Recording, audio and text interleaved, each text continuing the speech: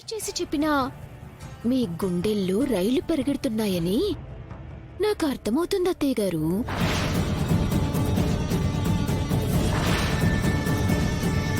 మీరు ఆలోచిస్తుంది శరణ్య గురించి అని నాకు బాగా తెలుసు అత్తయ్య గారు.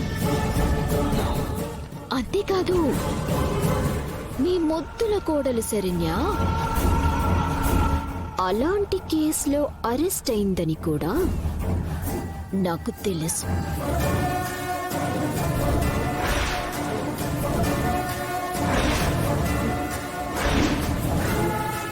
ఆ విషయం ప్రెస్ మీట్ లో బయటికి వస్తే ఈ ఇంటి పరువు పోతుంది కాబట్టి ఆ ప్రెస్ మీట్ జరగకుండా ఆపాలని ఇప్పుడు ఏం చేయాలా అని మీరు తికమకలు మగతికలు పడుతున్నారు.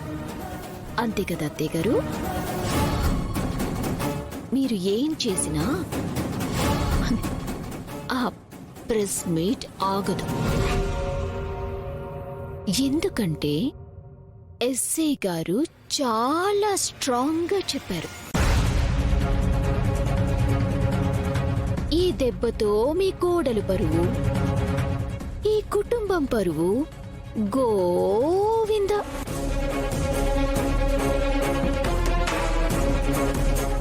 కూలిపోతున్న మీ కుటుంబ గౌరవాన్ని ఇప్పుడు ఎలా కాపాడుకుంటారు? కాపాడుకోండి అత్తయ్య గారు.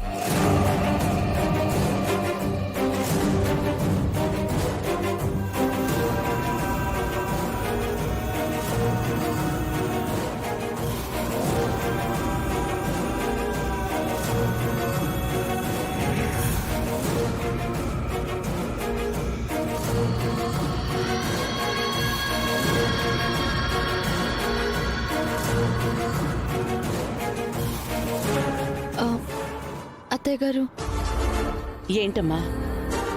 ఆ ప్రెస్ మీట్ గురించి ఏం ఆలోచించారు? ఇంకా ఏం ఆలోచించలే శరణ్య. అత్తయ్య గారు, ఏమంటున్నారు మీరు?